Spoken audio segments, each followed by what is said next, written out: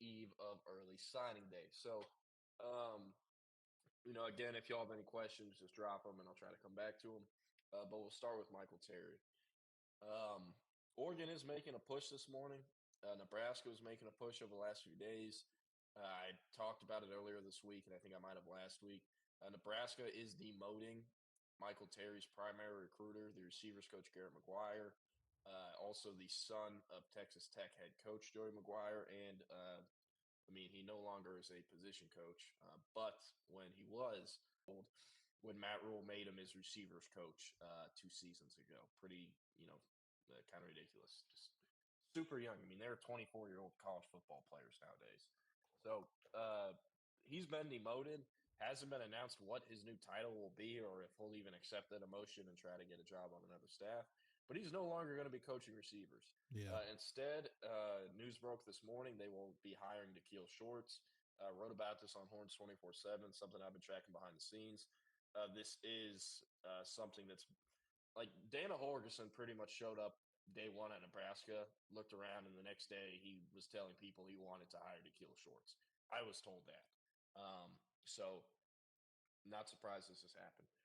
Will say I have been told Matt Golden is likely to come back to college if he isn't at least a day 2 pick or has a day 2 grade.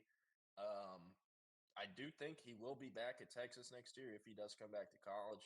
Not a guaranteed possibility. If he was to go in the portal, Nebraska is who would be by far and away the early Yeah. favorite. Yeah. They have Holgerson, they have his old coach.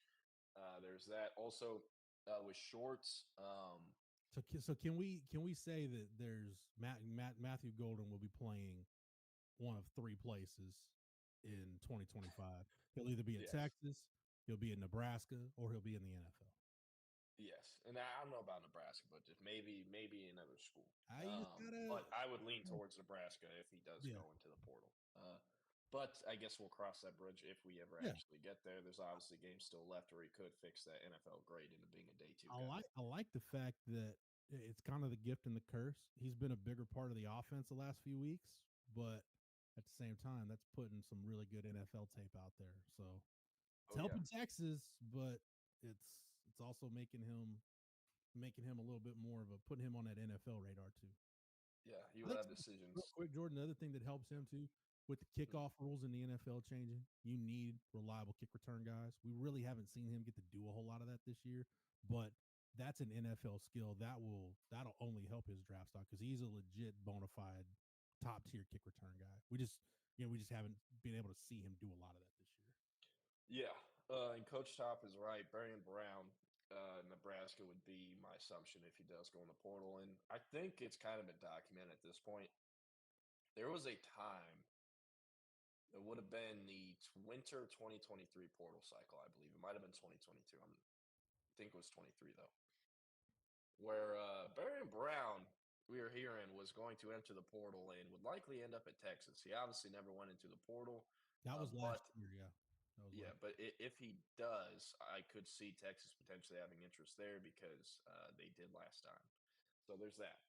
You But remember? I don't know if you remember. I know you slept since then, but mm, last November, right before the portal opened, we're talking about Texas receivers to keep an eye on, and we're talking about Matthew Golden because it was we knew things were not good at Houston. We talked about Raleek Brown was another name that got thrown out. Juice Wells was another name that got thrown out, and then Barry and Brown. And of the four guys, one ended up at Texas. yeah, so yeah. But as far as Michael Terry goes, yes, Oregon's made a push this morning. A lot of it is centered around NIL. Um, Phil Knight. It is not the first time he's talked with Phil Knight or his family has talked to Phil Knight. They met him on visits at Oregon. They had several phone calls throughout the summer. And, communication didn't fully drop off in the season, but, it wasn't what it was in the spring and in the summer between Michael Terry and Oregon. Um, could I see him going to Oregon? Yes. Could I see him going to Nebraska? Yes. Could I see him going to Texas? Yes. What do I think happens? I think he goes to Texas. But Oregon and Nebraska are pushing to where they actually have legitimate shots. Where for the majority of the recruitment, at least since the middle of June, I've thought it's Texas by far and away versus the field. Still like Texas versus the field, but the lead does not seem quite what it once was. Again, I still do think Texas is going to end up winning out here. I want to make that very clear. But it's more competitive than it's been since early June, late spring. So there's that. He will be announcing his decision at 8:15 tomorrow morning, Wednesday morning, December 4th, at the Alamo Heights High School Gymnasium. So anyone in San Antonio area wants to go check it out, I'd suggest it. Alamo Heights, dope school, cool school, great area, and a great kid, a great family. You probably would be able to talk to him if you wanted to too. So there's that. Who else do we need to talk about? Justice Terry, 5-star D lineman out of Manchester, Georgia, down to Georgia, Bama, Auburn, and Texas. Pretty much the top four. Actually, formerly a USC commit as well. But he will be announcing his decision on Friday, the last day of the signing period. Don't get me wrong, I still, fully expect Georgia to win out there. And everyone in the recruitment, including Alabama, Texas, and Auburn, assumes it will be Georgia. But everyone also feels like they have a striking, or they're in striking distance, and that they actually have a shot. Again, I do think he's going to end up at Georgia, but it is legitimately possible he could go to Auburn, Alabama, or Texas. Of those schools, if it's not Georgia, off of what I know, I do think Texas has the best shot if the decision is not Georgia. But again, we are under the assumption it is going to be Georgia still, with the decision set to be made on Friday. So that's him. Let me read these texts real quick because they are about Javon Hillson before I talk about him. Okay. Yeah. Okay, so it's not a huge update on Hillson, but pretty much everyone I've talked to has no idea what's going to happen. Um, in fact, like every school thinks it won't be them. So I don't know really what to tell you besides that. I think A&M had some confidence throughout this fall they were going to be able to get him. Same with Texas. I think Michigan and Mizzou might have even, had different spurts of confidence on their official visits that took place in the last week. But I honestly don't have a read on this one. For a long time, it was Texas over Texas A&M. That's where I was leaning throughout this fall since he decommitted. But he did not. He was not in College Station this past weekend. He had long scheduled an OV to see A&M whenever they host Texas and spend a weekend in the 979. But showed up at Mizzou instead. Officially visited Mizzou this past weekend and is now at home in Florida. Believe Florida and a few of the other in-state schools are pushing, but ultimately it's anyone's guess at this point. He's been a wild card. There's been 3, if not 4, instances where he's told someone he's showing up and he has a visit scheduled, and then he shows up at a different school with no heads up. If you can't read the tea leaf series, a total wild card. Could I see him ending up at Texas? Yes, but I could also see him going to, Florida, Pitt, Miami, or not Miami, Michigan, Mizzou. There's a lot of different schools here, a lot of different irons in Javon Hillson's fire. So, don't really have a great read. Hoping I can have a better one by tomorrow. I do think he probably will have announced what he's doing by our show tomorrow. But if I had a gun to my head, I would have to give you a legitimate guess because there's intel all over the place. We're hearing different things throughout the day. And also, like, there isn't a school that has any confidence that they're actually going to land him. Pretty much everyone is like, yeah, we don't know, but we don't really think it's us. So that's that's the Javon Hillson update. Kellen Wy, I don't know how true this is. I'm not really going to try to fact check this either, just because I think he's going to Texas no matter what. But I'm told Kellen Wy's official top 2 is Maryland and Texas. Maybe he's doing, a little Raheem Jarrett, Tom Herman era impersonation. Who knows? But I am told Maryland and Texas are the finalists. This is completely my fault, but with all the transfer portal stuff I've been tracking behind the scenes and Mike Hudson and other stuff, and other signing day stuff in the last 48 hours, I've not been able to put a crystal ball in for Wiley to Texas yet, but I will be doing that sometime later today. Fully expect Wiley to end up at Texas. Schools like Miami, Alabama, Louisville, Florida, And obviously, Maryland and Texas have been involved at different times throughout this fall, kind of a late senior riser. But with the decision set to come tomorrow morning, less than 24 hours from now, I'm feeling pretty confident it'll be Texas. Right now, of all the different guys that have chances to end up at Texas, I think Michael Terry and Kellen Wy have the highest. Those are the two most likely. So there's that. Trying to think of anyone else I can talk about that's in high school that they're looking at. Hit on Terry Hillson. Oh, Michael Fasusi. Duh. Talked to someone this morning. So the plan tomorrow, he's going to send in his paperwork around 7 or 8 in the morning. And then I believe the ceremony at Louisville High School with Fasusi and the rest of all the other 2025 Louisville Fighting Farmers that are signing to play at the next level. That ceremony is scheduled for 2:30, if I'm not mistaken. So it won't be announced what he's doing till later in the afternoon.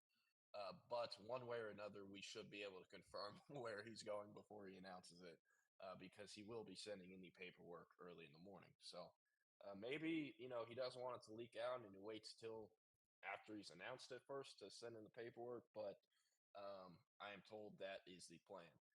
Still leaning towards him sticking with Oklahoma. Is a flip to Texas possible? Yes, there is a chance. But I do think the chance of him sticking with Oklahoma is higher than it is of him flipping to Texas. At different times, A&M has been in front of Texas. Fasusi gave quotes after he committed to OU in August saying that A&M finished second, Texas in third. In the time since, he's kind of opened it up a little bit more and scheduled these visits.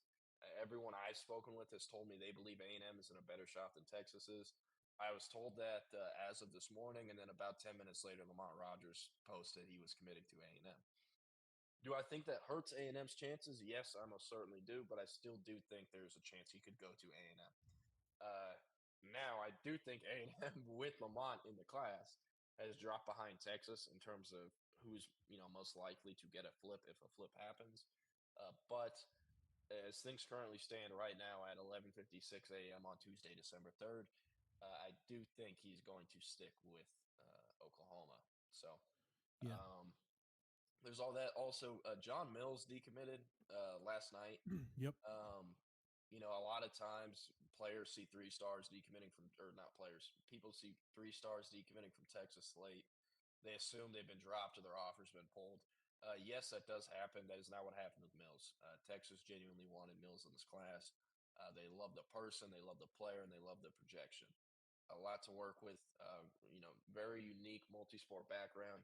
He's 6'6", like 350 pounds. What does he play? Baseball, and he hits nukes into the Bay Area where he's from. So I'm gonna miss him. It was very easy to get a hold of. Like the kid a lot. Very drama-free recruitment. But for him, and speaking with our sources up there in the Bay Area, we were told just how to sit down, talk with his family, and he felt like it was best he stays closer to home. So Washington is a hell of a lot closer to San Francisco than Texas is and Austin. Can't blame him. It's a life decision. I don't think NIL, the number he was getting from Texas, is super high. I doubt Washington would give him a crazy number. So Mhm. I really do think it's, he made the decision because he wanted to be closer to his family. Another thing, and this was documented whenever he was, I guess, going through the first initial recruitment. Like Mills's entire bloodline is Washington. They went to Washington, either played sports there, regular students. Like he has like an uncle and cousins who played football there. I believe an aunt who played basketball there, another aunt who ran track there, and then he's had like over a dozen other family members who are just regular students there. So it was always Texas versus Washington for him, and I guess Washington has claimed another win over Texas after back-to-back bowl wins. But sorry, Jeff, it looked like you were going to say something. No, no. Oh. I'm just reading some of the comments and doing some just making sure the site doesn't burn down. So For sure. but no, I'm with you, man. I liked Mills. I see David Rawls in here saying liked Mills' future under flood. I think we all did, but at the end of the day, this Texas offensive line situation is really interesting because I think we expect some attrition maybe not necessarily in this portal cycle, but probably post spring for sure. If you don't see any offensive linemen go into the portal, that's probably the safest bet post spring is Texas going to lose some offensive linemen because, like we've been talking about, guys are just going to see the writing on the wall that if they want to play power conference football or play college football, period, it may not be at Texas, depending on where they're at on the depth chart after spring ball. So there's going to be some attrition at some point. It just may be one of those years where maybe you're better off than this cycle taking a couple of less linemen.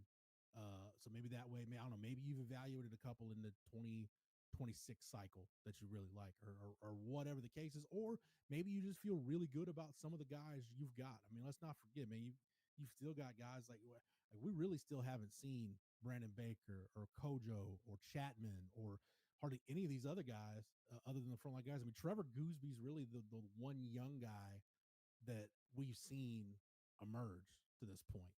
Yeah. So that should tell you a lot about Kyle Flood's ability to develop, that they've gotten Trevor Goosby. At least our first look at him is everything that we thought he would be, and then some. So I don't know. I'm not saying it's good. I'm not saying it's bad. I'm just saying I'm fascinated to watch how this whole O-line deal unfolds for the next year. Yeah, so I have a couple thoughts on what you just said. So if they don't flip Michael Fasusi, they're going to need to get an offensive tackle out of the portal. They just need to, especially with John Mills, who is now decommitted. Nick Brooks could play left tackle. I think he is a much safer right tackle projection, though. He is a tackle no matter what, though. I think it's safer right tackle. Jordan Coleman is either playing right tackle or he's a guard. I do not think he can play left tackle. I don't think he's long enough. I like him at right tackle.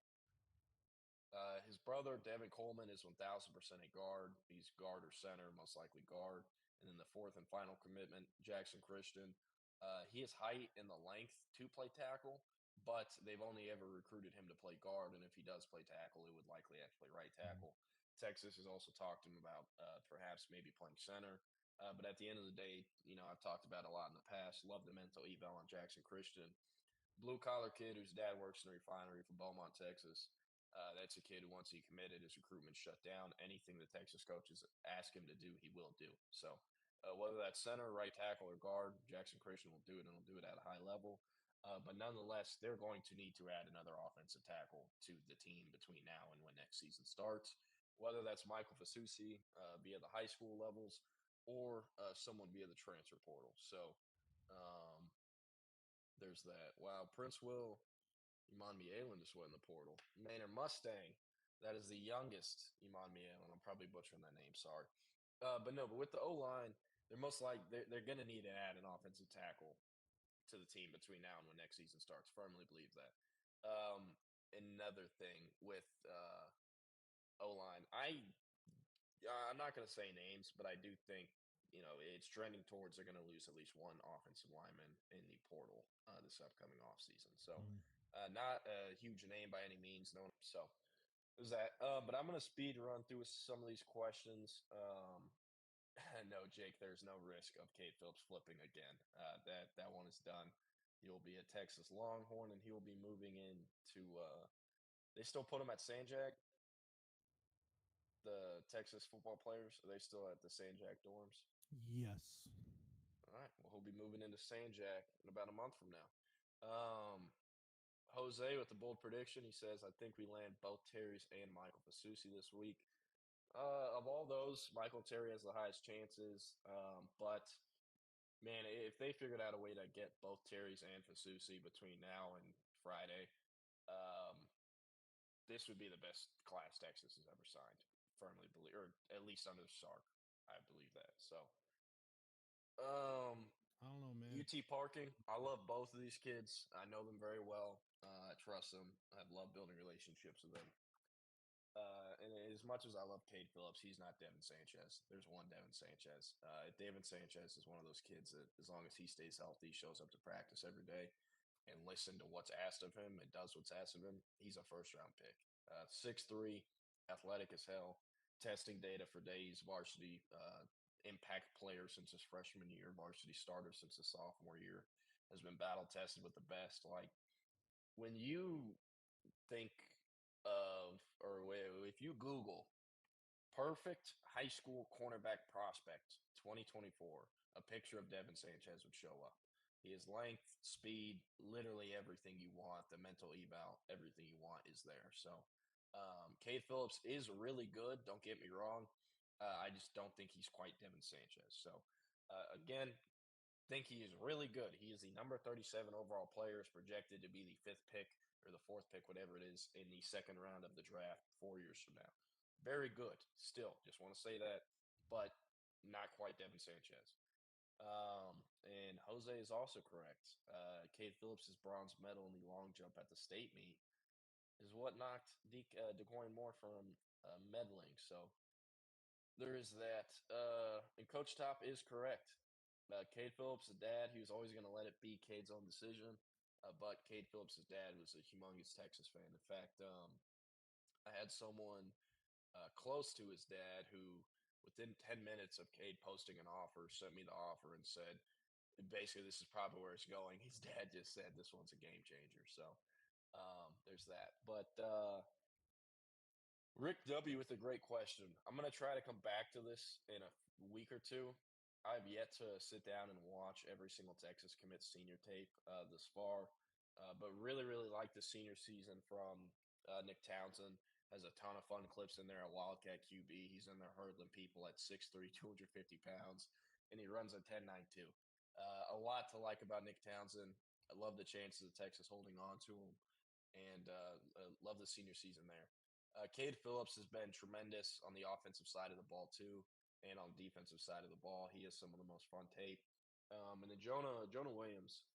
I mean, he's had a special season every season he's ever played football, but he was really having a special senior campaign before breaking his collarbone and having to miss the rest of the year. But at some point in the next few weeks, I'll try to do a segment where we break down some of the senior tape stuff. But yes, UT parking. Does Cade Phillips flip to Texas affect Zion Williams in any way? No, not to my knowledge. Jordan, here's my question. I go back to this offensive tackle portal discussion. Mm-hmm. So let's think about a world in 2025 where your starting offensive tackles are Trevor Gooseby at left tackle, Brandon Baker at right tackle. Are you looking for somebody that can come in and compete with them and maybe be the third tackle? Or are you looking for just a depth piece? What are you looking for? Or are you looking for maybe a young guy that's got multiple years of eligibility? In other words, what do you want that portal acquisition to be? So if I'm Texas, and I want to make it very clear, this is if I am Texas. Yeah. Let's get that out. This is Jordan's opinion that Texas needs. This is the opinion of Jordan Scruggs, not anybody else. That Texas needs to add a transfer tackle. If they get Michael Fasusi, none of this would matter. But let's say they don't. I am hitting up all the offensive tackles that I actually wanted and gave committable offers to, but didn't get in the last 2 years. And then I'm going to the ones with the lowest snap count, figuring out, okay, why isn't this click? Why isn't it work? If that checks the boxes and the mental eval is still there, I'm starting to tamper with that kid. And that's what I'm doing. Okay. Sorry, my dumbass started laughing, but a young offensive tackle that's going to have eligibility. Okay. So let me ask you this.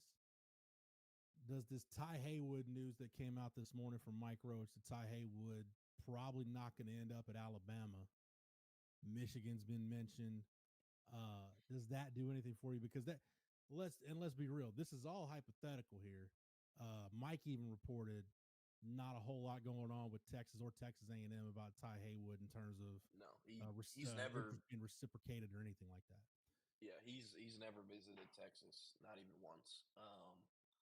And also wherever he ends up, based off everything I've been told, I actually talked to someone about his recruitment this morning.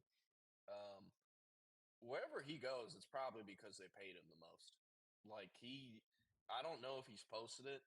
He basically was dropped by Alabama because they're like, we know where this is going, and they cut ties. Schools actually do that more often than you think. So I don't know where he's going to end up. I think Michigan is a favorite, but it sure as hell won't be Texas, at least as of early afternoon Tuesday. Okay. Yeah. I'm more in line with David Rawls. I want to see if Agbo, Chapman, Kojo, whichever of those backups that have been there for a couple of years, can any of those guys push one of your two, in theory, incoming starters? I mean, look, if you can entice Cam Williams to come back, or the grade isn't what he thinks it should be, then again, everything we just talked about is moot also, because then Brandon Baker's probably your number 3 tackle in 2025. So if I'm Texas, I'd go get a young portal guy who has 2 to 3 years of eligibility left. Have him as your first offensive tackle off the bench, whether it's left or right. Train him to where he's able to do both of those things. Yeah. So if Gooseby or Baker goes down, you have someone who can come in and play and still has experience left. But the starting line for next year, I think left tackle Gooseby, left guard Nato Umeozulu, center Cole Hudson, right guard DJ Campbell, right tackle Brandon Baker. That's my early prediction for next year. But and are you thinking Cole's there for 1 year at center, and 2020 you're telling Daniel Cruz you're our guy in 2026, so get your head right? Yeah, no, I mean that's the deal. And I mean, if Cole Hudson, let's say, could potentially do what Cam Williams did and start for 1 year before going early in the draft, Connor Robertson might be that next center. Or maybe that happens to NATO where he can leave after 1 year for the draft. They shift Hudson to guard and make Connor Robertson center. I don't, I see Connor Robertson finishing his Texas career or his college career in Austin. I don't really ever see him going in the portal. His dream was to go to Texas. He knew he never really had much of an NFL future. And I expect him to, stay and thug it out and compete for that center job. So it could be Daniel Cruz, but don't sleep on Robertson either. Rex, are you serious with this news about Dana Dimmel? Wow. Need to check on that, man. That's terrible if that's the case. Yeah. Jordan, you go ahead and address this Jamie French stuff. I need to. Sticky 12 said, "Give it to us straight." Jordan is for Jamie French flipping to Florida as of 12:11 p.m. Tuesday, December 3rd. I do not think so. I like the changes of him sticking with Texas as things currently stand, but we have to get through tonight and tomorrow morning, and he has to sign and send in that paperwork. So there's that.